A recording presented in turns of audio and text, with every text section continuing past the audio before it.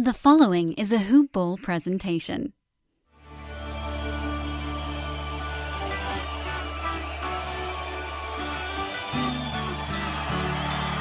Welcome to another edition of the Hoop Ball Sacramento Kings podcast. I'm your host here, and if you haven't yet traded for second-round pick and cash considerations, Christian Villere. You can find me on Twitter at MyBuddyChris. For all of Hoop Ball's Sacramento Kings coverage on Twitter, it's at HoopBallKings. And for all of your NBA news, NBA fantasy news, and Sacramento Kings coverage period, it's hoop-ball.com, the new and improved hoop-ball.com. There is now a team-specific page for the Sacramento Kings. Go there to get all of these podcasts, as well as all of the great work from our Sacramento Kings beat bloggers. Before I get to our guest today, I want to make mention you can find our show on iTunes, as well as Google Play, Stitcher, and YouTube. With that, our guest on the show today, John Schifferle, Sacramento Kings beat blogger for Hoop Ball. He and I get into what the Kings should do with their salary cap space. I'm on one side, he's on another. It was a great discussion, in addition to the trade that sent Garrett Temple to the Memphis Grizzlies. Also want to mention one more thing. You can review us, leave us comments. Of course, hit us up on the Twitter handles with anything. We'd love to address your comments and questions. With that, enjoy another episode of the Hoop Ball Sacramento Kings podcast.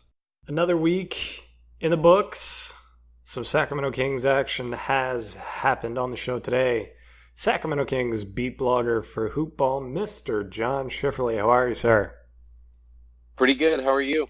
Well, I'm okay. It's days like these I remember that we have a team. They're in Sacramento. There's a new building. It's in downtown.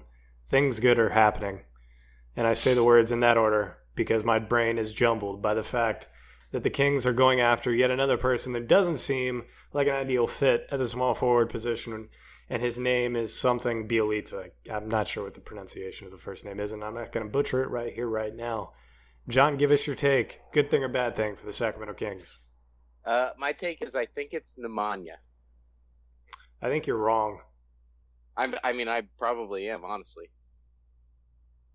I think you are. I don't know. I've heard it said so many different ways that we'll find out if he's a king. If he's not a king, who cares? Bielitsa is his last name. Yes. That's all we need to know. Your take, good or bad, for the Sacramento Kings? It's fine for small money to fill like that Vince Carter role, but it's not really consequential either way unless they give him a lot, in my mind. A lot being? Over $6 million? I don't think the discussions would have been started unless things started at $8 million. I want to say he had the 1-year deal with Philadelphia at 4.4. Yeah, 4.4. So if you offer him something like 5 for 2 years instead of, 4.4 for 1, is that more interesting? I'm not really sure. I mean, to be honest, I don't see the upside. I would make him a reasonable-ish offer if I'm the Kings, but I don't know. He's not really going to move the needle. Let's say he plays great. He's still 30, so you're not going to re-sign him probably. He doesn't do a ton for winning. It's just, to me, it's maybe like the 10th or even much more than that, piece of evidence that supports the fact that Vlade Divac doesn't know what he's doing. I don't like the fit. He's like 6'10". I saw him very little last season, none of which was terribly awe-inspiring on the defensive end. If we're ever at some point going to care about that side of the floor as Sacramento Kings fans, which Sacramento Kings fans do. Actually, I should say, as a team-building exercise for the defensive side of the floor, I'm not sure that will ever be put at the head of the priority list. I don't love the fit. For whatever reason, before we hopped on the podcast, you actually liked it from a basketball side of things, forgetting about the financial side of it. Yeah, I like him as a player. I thought that there was going to be a team that could go and get him and do something with him. He made a lot of sense to me for Philadelphia. If you're Sacramento and you're looking to have him play a couple minutes at small forward and operate as a stretch four, I guess I'll say this. I don't think the team needs a stretch four. I don't get why people are saying that. If anything, we have Harry Giles, who can play the four and shot threes in, a little bit in Summer League. Theoretically, if you believe what the Kings are telling us, Marvin Bagley can shoot and therefore can operate as a stretch four, especially if they think he can be a three. Then he's absolutely a stretch four. I don't know what else. Scal's a stretch five, I guess, which effectively the reason you have a stretch four is to get four people out on the perimeter. So if he's a stretch five, stretch four, who cares? I don't really see the need. If you're looking at this roster and you think, oh, stretch four, that's the need. I don't know. I don't know what you're seeing. And then Zach Randolph, who shoots some threes and is unfortunately under contract for like $12 million next year. Yeah. So if you believe they need one, it's a good deal. If you don't believe they need one, which would be how I feel, it's fine. It's like, it'll probably be $5, maybe $6 million a year. I highly doubt Bjelica went through all that he did to come to the Sacramento Kings for $2 million more. I think it came down to, it might have been he didn't like the number and he didn't like the options, or he tried to go find some options in Europe. It turns out there weren't any options from the stuff that I've read. So now he's back into the market stateside trying to find a suitor. And of course, the only team with real cap space beyond the Sixers is the Sacramento Kings. I hate the fit. There's already plenty of players playing his position. He does not seem like a natural small forward. I don't think apparently he played a little bit in that as a three on the Timberwolves last year, according to Basketball Reference, per John Schifferle before the podcast. I guess he can spot there in a jam if Justin Jackson and Bogdan Bogdanovic go down with injuries. That's not ideal. I would much prefer somebody to be brought onto the roster who's going to be additive for 1, 2, 3, 4 years down the line. Of course, that's what everybody wants to see, a young player with some upside adding some value to the Kings in the long term. Because I think right now, even though it is young skew with this roster, there are some veteran players on here that are going to get some time, and adding a young player with some upside at a position of need seems like something that the front office should be doing. Maybe we're just missing something. Maybe Vlade Divac has come to some awe-inspiring conclusion via his analytics team, led by Luke Bourne, indicating that stretch or wing players are overvalued, and it's actually the age and the era of the guards who are too small to play shooting guard and stretch fours who don't make sense to play the three position. Is there some outside the box conclusion, reasoning for this that you can see, John? No. Okay. No, it just, I mean, we all keep saying he needs time. And what I come down to is he came into this job with no proof that he could do it and has had 3 years. And here we are no further than we were 3 years ago. And to be honest, he came in with a young all-NBA level center and I think the pick that he had was top 6, which ended up being Willie Cauley-Stein. Yeah, Willie Cauley-Stein is 6, yeah. Yeah, they're worse than they were. And sure, you want to say, okay, yeah, they're rebuilding. Well, I don't know. I just can't point to anything he's done that's good. And this whole small forward issue is more evidence of that. And to be honest, my fear of going out and signing a big contract with him is if he's shown he doesn't know what he's doing, do you want him using $20 million in cap space for you? I certainly don't. I don't even know if this is to his credit, but it's just worth keeping in mind. There are more salary dumps to come. This is far from over. The only salary dump was not to facilitate a trade. The only way to get an asset in a salary dump is not by getting a first round pick. There are teams that are going to want to get under the tax. I think the Kings could also be there to help facilitate a team signing Clint Capella. And one interesting point that doesn't really get brought up enough is the fact that the luxury tax gets worse the longer you're in it. There's the repeater tax that,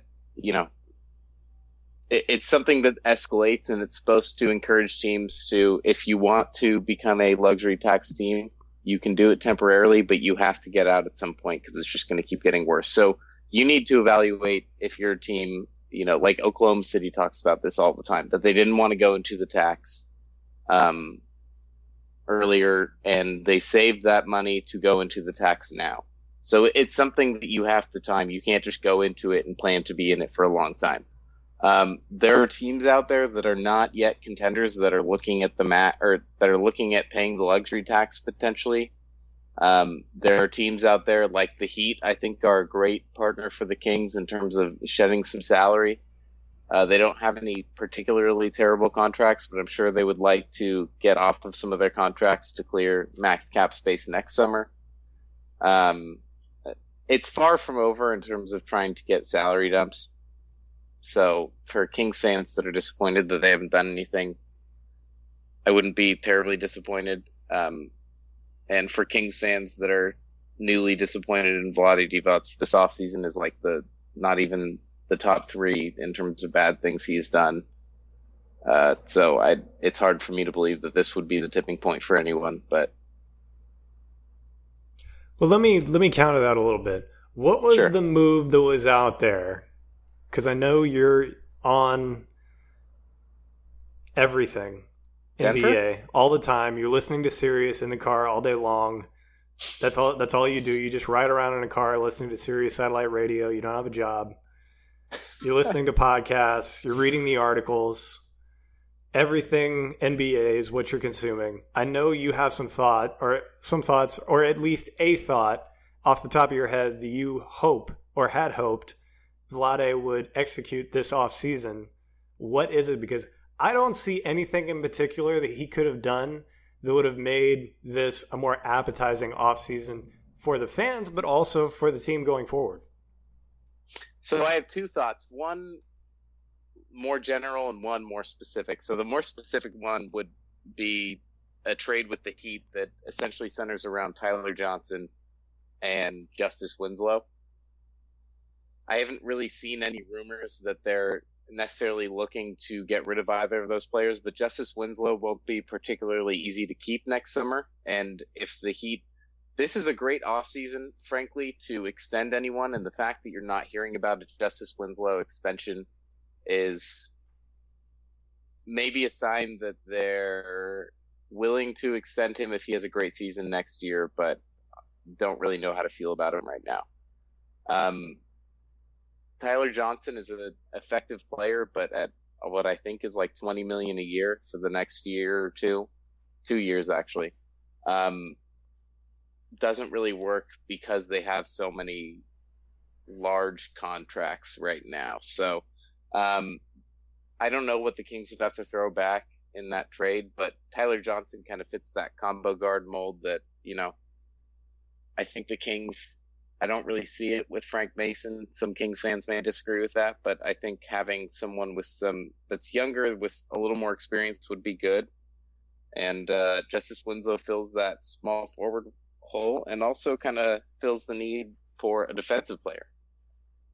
So that's a deal that I think is worth pursuing. Who knows what the Heat would want back in a trade like that. But my second more general point is the sentiment is that the Kings need a small forward because Bogdan Bogdanovic cannot do that. And if you don't feel like he can do that, and the Kings don't seem to feel like he can do that, how much longer do you want to have Bogdanovich and Hield on the same team? And is it worth sending one of those two players out for a young small forward? I think Bogdanovich can play the three. What this summer has led you to believe that they think Bogdanovich can't play the three? I haven't seen anything about that. I haven't necessarily seen anything about that, but the fact that they didn't really... Why wouldn't they start Bogdanovich and Hield on a consistent basis last year if they felt that he could play the three? That's a good question. I have no idea. I think Jaeger probably wouldn't know. Or if he did, he wouldn't tell us. That's more likely. I think a lot of times when it was winning time at the end of games, when they were at least trying to win, you saw a lot of the three guard. Well, I shouldn't say it's the three guard lineup, but you saw a lot of Hield and Bogdanovich on the floor at the same time. Last time I looked, and I could be incorrect, Bogdanovich is 6'6", and he's got a wingspan of 6'11". Yeah. That seems to be enough size, especially in today's NBA where sliding up a position is not nowhere near as difficult as sliding down. He fits the mold of somebody who could make some hay in that position as the three. And when you've got a guy like Buddy Hield who fits the mold of being an illustrious scorer on this team, it would make sense to me, as it does to you, to spend a lot of time next year playing those guys at the same time. I don't see why he can't play, at least 15 minutes at small forward, if not more than that. And I think he has a ton of positional versatility. I don't know that he can play point guard, but I think you can play him on the court with point guards that aren't necessarily great playmakers. Like a player that comes to mind would be Patrick Beverley or Mario Chalmers, someone like that isn't necessarily going to run your offense, but can do it a little bit. It doesn't seem like that's how the team feels.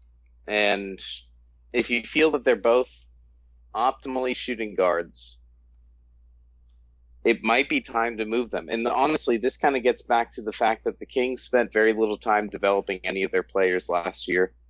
Willie Cauley-Stein was never really held accountable for his defensive issues that seemed to be mostly effort-related. Scal got very little time to play because he was buried behind a very pointless Zach Randolph contract.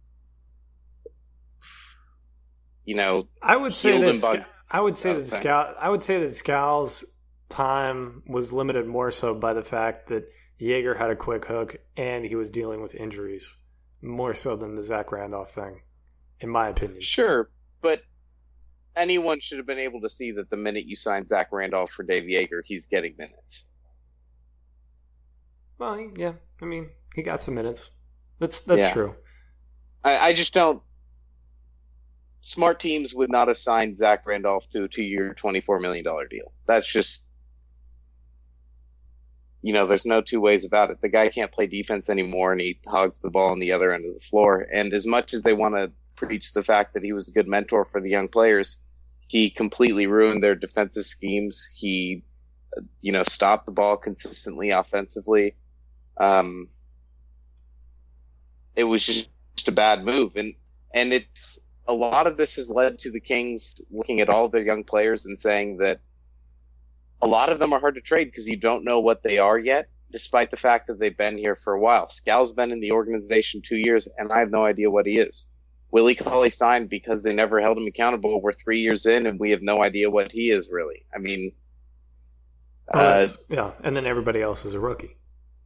Yeah, everyone else is essentially a rookie, and they continually trade back and don't really seem to have a plan for that either. It's just they've put themselves in an incredibly tough position, and the only reasonable assets that you have to trade, in my mind, would be Buddy Hield or Bogdan Bogdanovich, two players that have proven that they have a role in the NBA.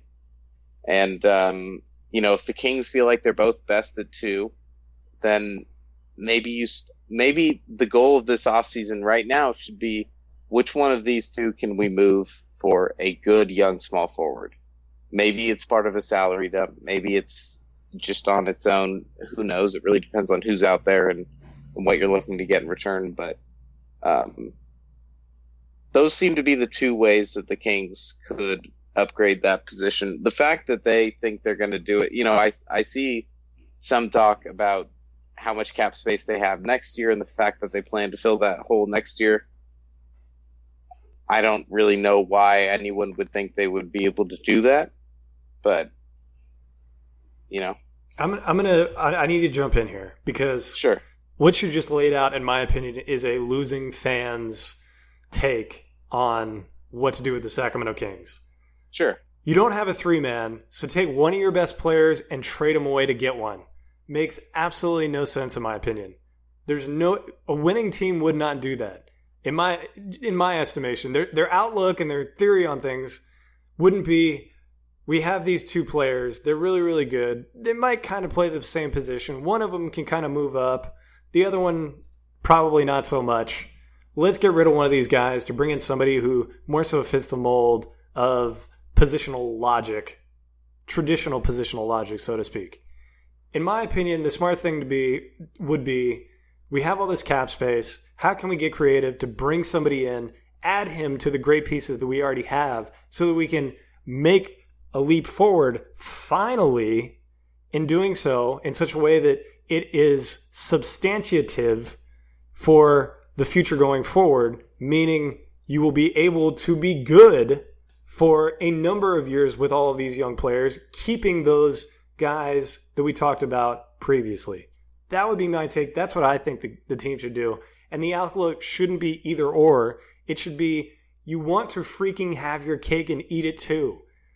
That's what you're trying to do. You want to do that. That's what the outlook should, that's what the outcome should be. You're trying to strive for that, and you're trying to get that as much as possible. It shouldn't be, we need to get rid of one of these guys because we're really lacking at this other position. Sure, and I think that's where, when I was talking about the Miami Heat, Justice Winslow, Tyler Johnson deal, that's where I think you're looking at not giving up either of those two, because I don't see why you do that. But let's talk about, I can't really think of a specific small forward right now, but let's say you approach a team that has a terrible contract to get rid of. Tim Hardaway Jr. Tim Hardaway Jr., New York Knicks. I kind of like it for some reason. Well, who are you trying to get from them? Tim Hardaway Jr. Just Tim Hardaway Jr. and that's it? Tim Hardaway Jr. Let's do it. Make it happen. Just straight up? Yeah. You got your buddy, Scott Perry. He's the general manager. You can call him up. Hey, Scott, I got an idea for you. We'll take your bad contract for nothing? We'll take your bad contract, and we'll send you all the expiring contracts you want.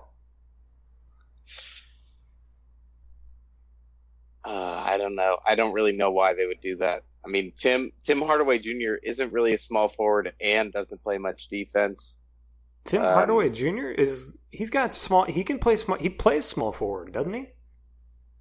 He's kind of like a Will Barton in terms of positional. I would probably play him more as a big two than as a small forward. I think he's like 6'5". That was just a player that jumped to mind. But please go ahead with your thought on this. Well, let's say a team with a two. I mean, okay, so something I'll throw out. I think, I don't know if this is a good fit because Brandon Ingram is incredible, and they're just not going to get Brandon Ingram. But let's say you approach the Lakers. Luol Deng is completely dead money. He's not playing any minutes. So, taking on that contract is effectively taking on dead money. And the Kings want a very good young small forward. Obviously, Brandon Ingram's there. I don't think the Lakers would do this, especially because they have Josh Hart. But if you have a team that has a great young small forward and they say, we want to get rid of this bad deal, we'll send it to you, but we think this small forward is too good to give up in a salary dump, then the Kings can say, you know what, yeah, that is a great young small forward. We'll also throw in Buddy Hield. So I'm not saying to just go get a random small forward in a trade to get rid of because you have too many shooting guards. I don't think you should just go say, hey, let's trade Bogdan Bogdanovic for Kelly Oubre. That doesn't make sense. What does make sense is to say, we're going to trade you Bogdan Bogdanovic, a great young shooting guard, but we also need an equivalently good young small forward in return to do that. And go approach teams that you feel like that makes sense with, or, best of both worlds, combine it in a salary dump and say, we're going to give you Bogdan Bogdanovic. We need an even better young small forward than, what Bogdan Bogdanovic theoretically represents as a shooting guard. And we will also take on a bad contract of yours. That's my ideal. And they should. They should, because they'd have the leverage in that situation to ask for the premium player in return. I like what you said. That counters what I said perfectly, in that when you've got, I think it just picks the holes in it. If you're going to be getting the premium player back, and he's going to be supplementing what you have and filling a position of need, and he can kind of fill in at the position where the player you're sending out plays, then I think it definitely makes sense. There are some situations where you're getting a player in return who you're not really sure about, and then in my opinion, what I said kind of holds, which is more so the Miami Heat situation as opposed to what you laid out with the LA Lakers example. Before we move on to the Garrett Temple trade, and there's one other thing that I want to talk about that I might have forgotten already. Maybe we already talked about it, whatever. You mentioned one thing in particular with Vlade. You mentioned the specifics. You mentioned also that you had a general issue with Vlade and his leadership so far and the decisions that he's made. Did you point that out already? If you haven't, please go ahead. Well, I was saying I had a specific trade target, which was going after Justice Winslow and Tyler Johnson with whatever Miami needs in return to make that happen. I'm not sure what they would want. And then this a more general trade idea, which was move Bogdan Bogdanovic or Buddy Hield for a good young small forward, without really knowing which team makes that happen or what you need to give up in return. That's what I meant by the specific general thing. Those are my two thoughts with, moving forward this offseason, what the Kings could do. As far as issues with Vlade Divac, I didn't really have anything specific or general to mention, but I certainly have a list. Maybe we'll cover that at a later date. Sure. Getting back to the news that happened this week, Garrett Temple opted into his contract and was promptly traded to the Memphis Grizzlies for Deontay Davis, who's a big man drafted early in the second round, either last year or the year prior, and Ben McLemore, and a future second-round pick, and cash considerations totaling just over $1.5 million. This seemed like a trade for Garrett Temple to find his way to a team where he's going to get some playing time next year, going to get probably more significant playing time than he was going to get on the Kings, and he gets to opt into his deal. The Kings, in return, get some salary cap relief, and, of course, the inevitable salary cap considerations along with a second-round pick, which, if there's anything the Kings need like a hole in the head, it's another second-round pick. I like the deal from the perspective that Garrett Temple is going to get to go to a team where he's going to get to play more than he would have in Sacramento. Beyond that, I'm not thrilled with it. A good veteran presence, good locker room guy, good guy to have around. Somebody that could definitely provide some substance for the Sacramento Kings and has over the past 2 years. It's a sad day to see him go, really. Beyond that, the trade is exactly what it is. It's a $1 million gain for the Sacramento Kings on their cap sheet to maybe set something up in the future.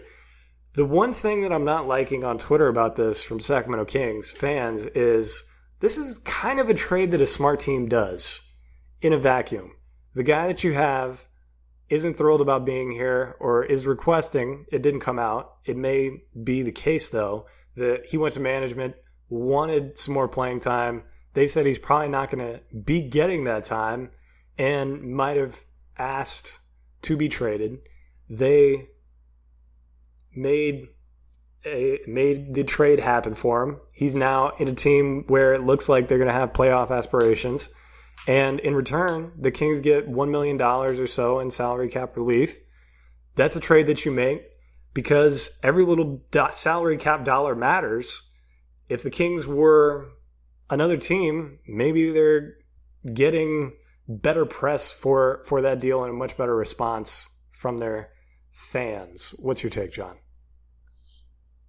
I mean, my take is you traded one playable player for two non-playable players that effectively add up to that contract. So a team that needs roster spots already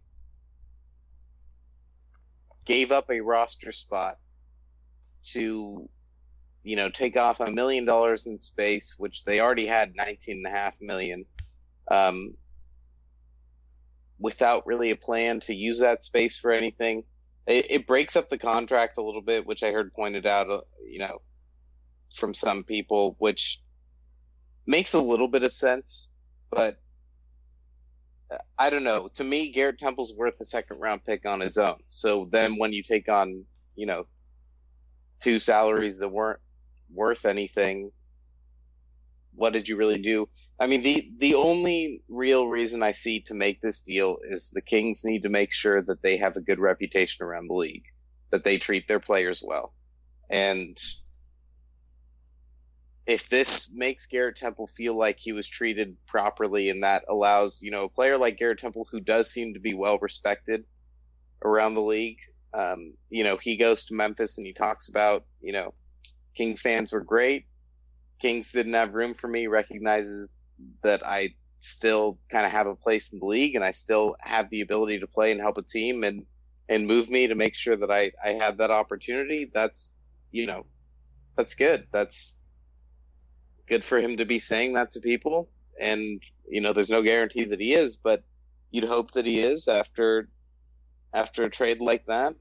But I don't really see what it does for the Kings. There's some talk about the fact that the NBA has said they could expand the draft to high school players in 2021.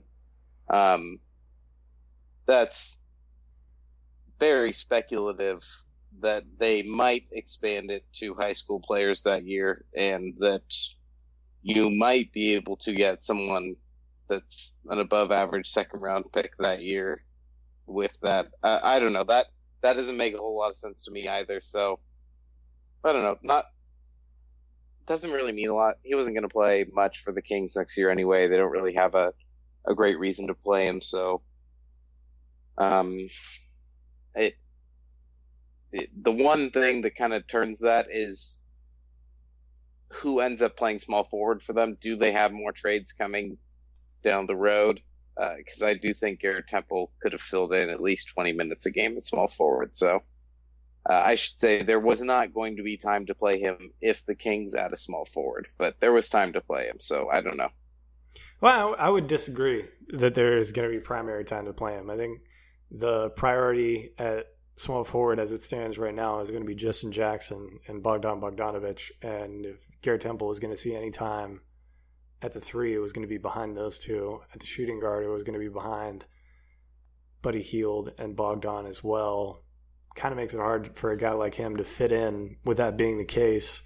And I'm sure there's going to be lineups where the Kings are going to want to play Frank Mason and De'Aaron Fox at the same time in the backcourt, adding to even more of a logjam at the guard spots, meaning that there would have been even less time for him. Deontay Davis's contract is going to be picked up or offset by the cash considerations that were set in the trade. You're picking up $1 million in cap space.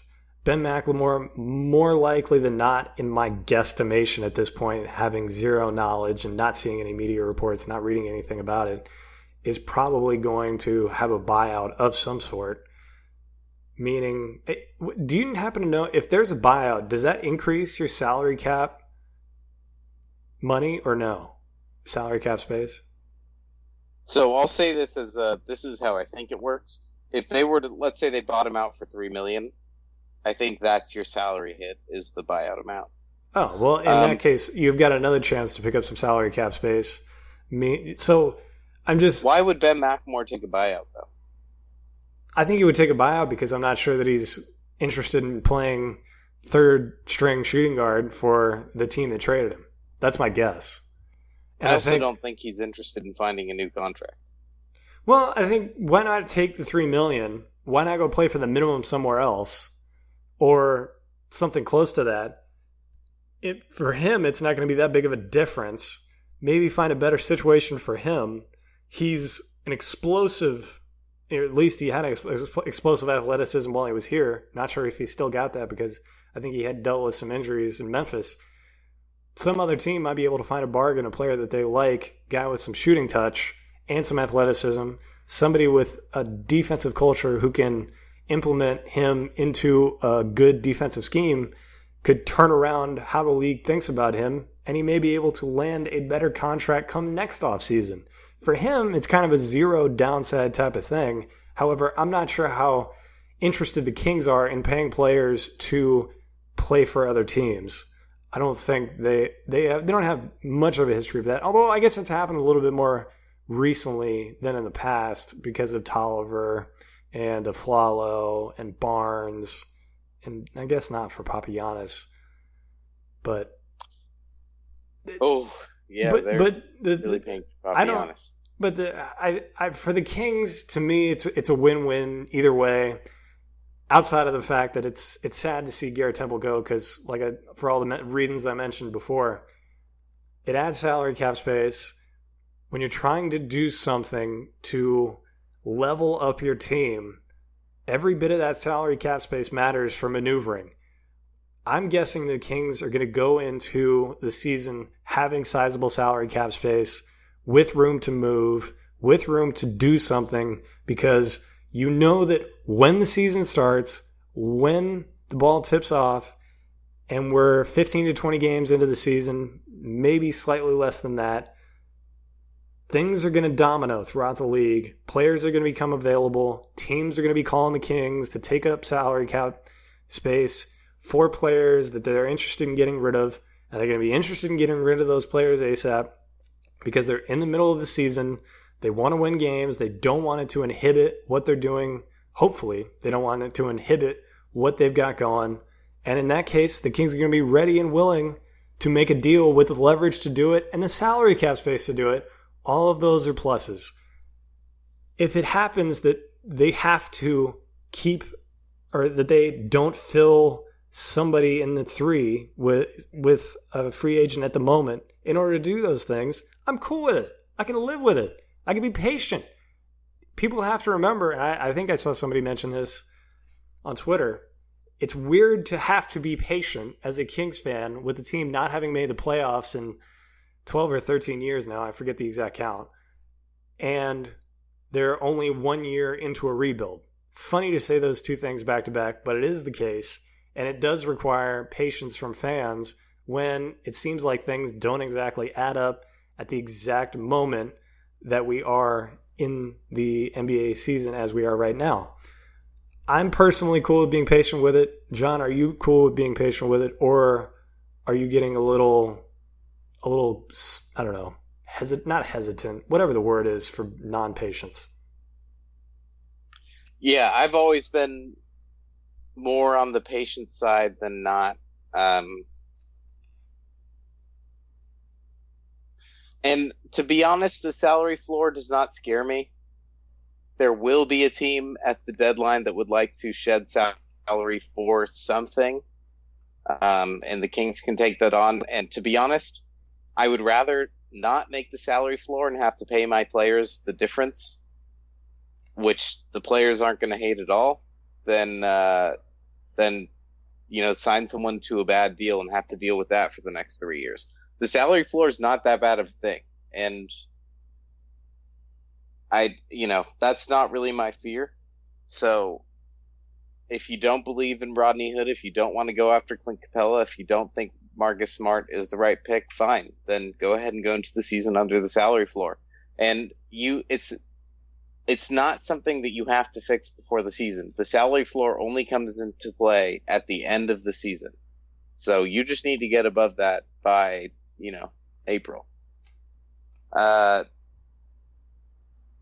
With that said, should it be concerning to come into the offseason with so much at your disposal and then come out of it with so little?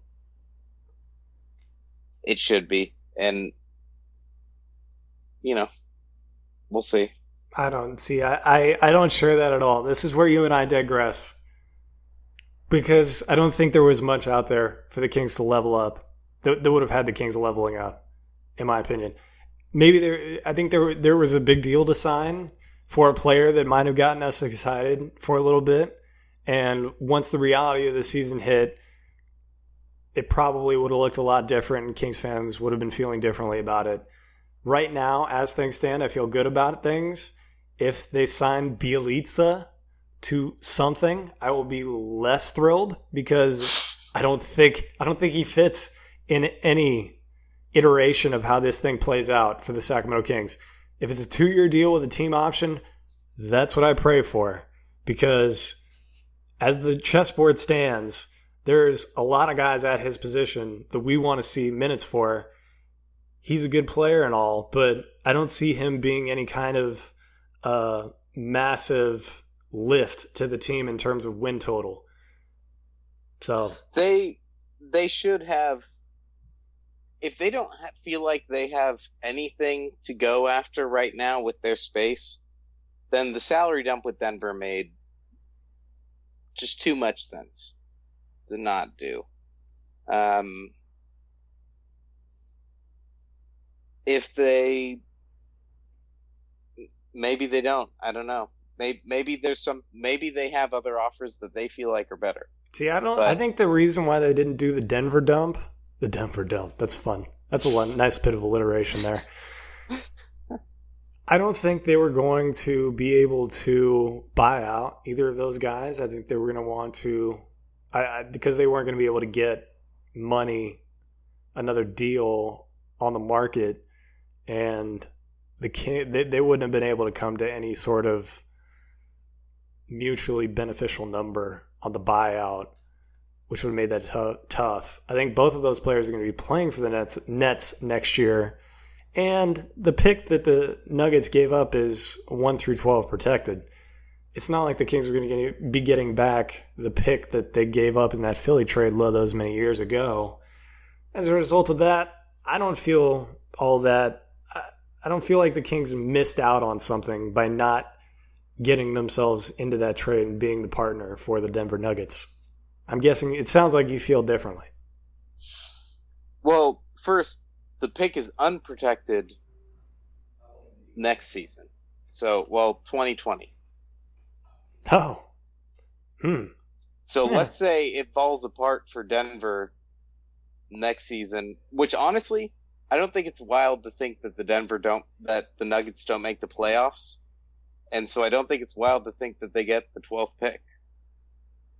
All of a sudden you've got an unprotected, 2020 first, and you're looking at Paul Millsap being really old on a deal that, who knows what he's giving you at that point. You're paying him a ton of money. Well, he's only guaranteed for this year, and after this year it's a team option.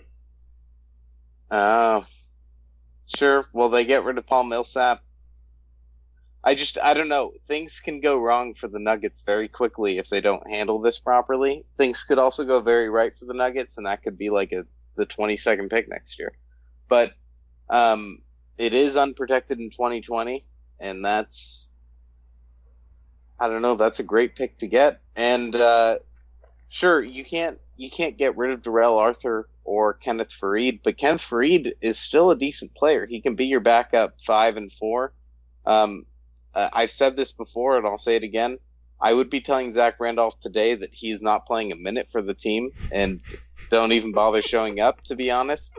They have plenty of bigs to give minutes to. There's no reason to give any to Zach Randolph. So go ahead and make Kenneth Faried your backup. Go ahead and move on from Kosta Koufos, however you feel like you can. Darrell Arthur, I don't know, he's fine. I don't really... I can't remember how long Darrell Arthur's deal is. I do know that Kenneth Faried's is it ends next season. So you're only dealing with him for 1 year. Darrell Arthur can shoot, so he fills that, Okay, so I just checked. Darrell Arthur's is only for another year, too. And it's at $7 million. So let's say you think Bielitz is getting more than $6 million a year. Darrell Arthur can just be your stretch 4 for $7 million a year next year. And Kenneth Faried can be your backup 5 and your backup power forward, too. It's moves like that separate the smart teams from the not smart teams. And it's, why people think really highly of Sean Marks and why the Nets are probably going to have a pretty good time in free agency next offseason when they have all this money. So I think that made a lot of sense for the Kings.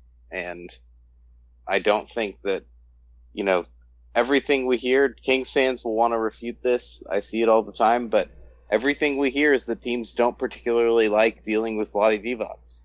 So I don't think it's wild to think that the Nuggets said, you know what, let's deal with Sean Marks, who really knows what he's doing and is well respected. I don't think that has. I don't know. I view that as a cop out. There's 30 teams in the league. There's only so much cap space. There's only so many pieces and places things can go.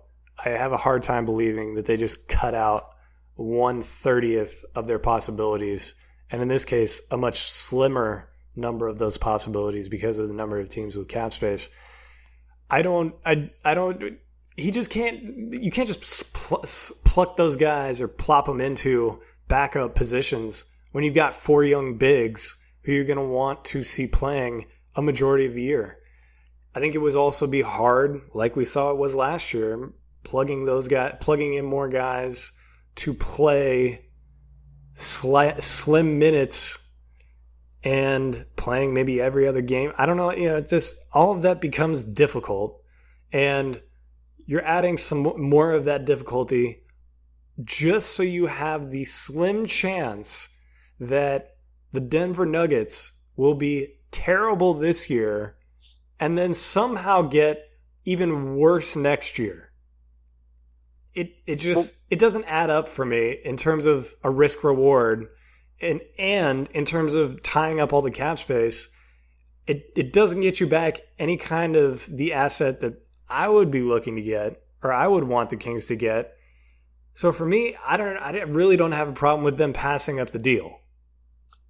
I think it really comes down to, again, if you're a good GM, you've been talking to other teams, getting a good idea of, in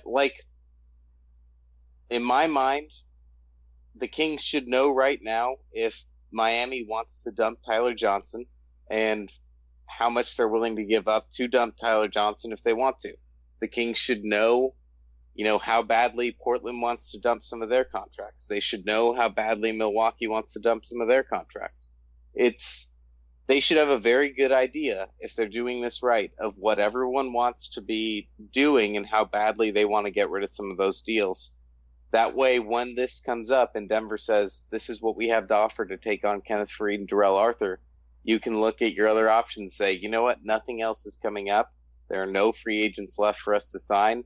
Let's go ahead and just do it.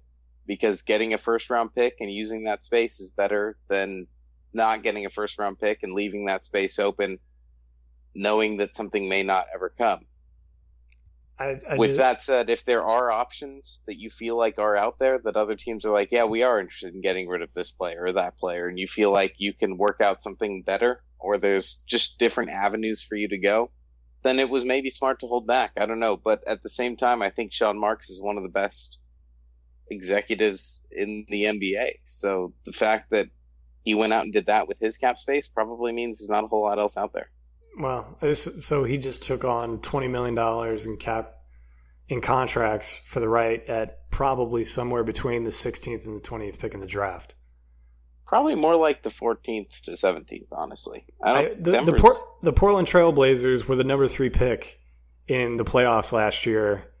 The Denver Nuggets could very easily be the number 3 in the playoffs this year, given how things shake out with the talent that they added. It's not nowhere near outside the realm of possibility. That could very easily be the 23rd pick in the draft. My point is the risk reward on the deal didn't lend itself to me being in favor of doing it.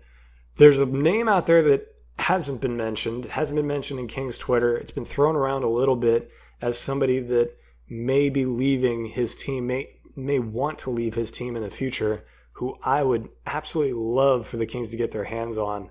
And the name of that man is Chris Middleton. An absolute dead-eye shooter, excellent size, great defender. He's on a good contract for what he makes. I would be more than happy to give up either Hield or Bogdanovich to get him. That to me is a home freaking run. I would hope to all that is good and pure that somebody in the front office is looking at that possibility, because I would be salivating. I think you would be salivating. It would be an excellent fit for the Kings. Adds more shooting, adds more size, adds a player with a pretty high basketball. Well, I don't want to say pretty high basketball IQ because I have no idea. I'm not going to be one of those guys who throws out superlatives because he runs out of stuff to say. He does, though. He's a great player. He's got a lot of the things that the Kings could use, and makes a lot of sense for them, in my opinion, to try and be targeting him as somebody to bring back in a trade. I don't think Milwaukee's doing that without at least Bogdanovich and Buddy Hield, and probably more. No, I doubt it. I don't know. I think they can get it done. Bogdanovich and Hield is just too much. So I want to say it was Zach Lowe and Brian Windhorst were actually talking about this, that he's been sort of quietly available. And Brian Windhorst said that he's quietly available for just like a home run offer. Because to be honest, this is kind of the sentiment that you hear thrown around by some writers that would probably know. And then this is the sentiment I would have just from watching. He's a great number 2 next to Giannis. And so you look at their cap situation, it's not great. They're not going to have an easy time signing free agents. And it's not because, I mean, there's the problem of being in Milwaukee, but then there's also the problem of just not having a lot of cap space. And then you look at the roster and you say they're young talent. You know, Thon McCurr hasn't really turned into a whole lot. Malcolm Brogdon doesn't have a ton of upside and is a free agent next offseason. There's just not really a lot to get excited about as sort of a number 2 next to Giannis. And so if you are going to trade Middleton, I think the question needs to be for Milwaukee, who is going to be the number 2 option behind Giannis? Because it's not anyone on the roster, and they don't have a lot of cap space to go out and get it, and they still owe a first, I believe, to Phoenix. So it's not probably going to be through the draft. It really kind of has to be Middleton or whoever you trade Middleton for. And then you're asking that Milwaukee really finds, you know, Buddy Hield or Bogdanovich to be a good enough player to be a number 2 behind Giannis on frankly a title team, because that's really what your aspirations have to be if you have a player that good. So do they feel that way? I wouldn't. I think the Bucks would prefer both of them, and unfortunately I think the Kings don't want to do that. They don't want to give up both of those guys despite my hopes that they might be able to get the deal done. Yeah, he's a great player. I would go and try and get him. The player that I really see, I would give up a lot to go get OG Anunoby. Okay. Oh man. Okay. You don't like Anunoby? I mean, you're getting another guy who's a small forward, or who's a shooting guard who's stretching to be a 3. Oh no, Anunoby's like 6'9". Oh, I don't know about that. We might have to reference Basketball Reference before we hippity hop on out of here, so I can verify that you're wrong. I'll put it up. He's 6'8". You win. Yeah, he's absolutely a small forward or a power forward. He can definitely guard twos. He just fits a lot of what the Kings are looking for in my mind. Frankly, he should have been the pick instead of Justin Jackson. Yet another mistake there, but I think we've run out of steam. I think that's it. Yeah. We just exercised all of the things going on with the Sacramento Kings at the moment. Last little tidbit of news. Jenny Busick, I believe is her last name. She has moved on from being a player development coach with the Sacramento Kings. She's now going to be with the Dallas Mavericks. We wish her all the best moving forward. Do you want to say something? No, I didn't know that. Yeah, that just happened today. Hit the wire.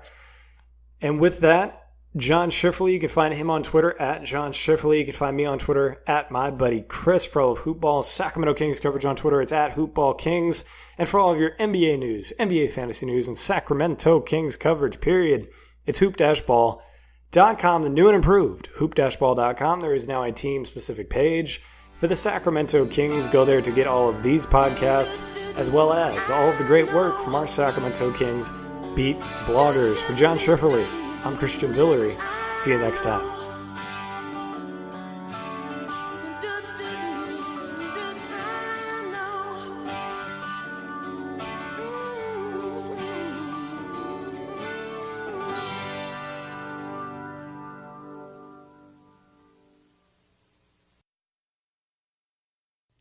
This has been a Hoop Ball presentation.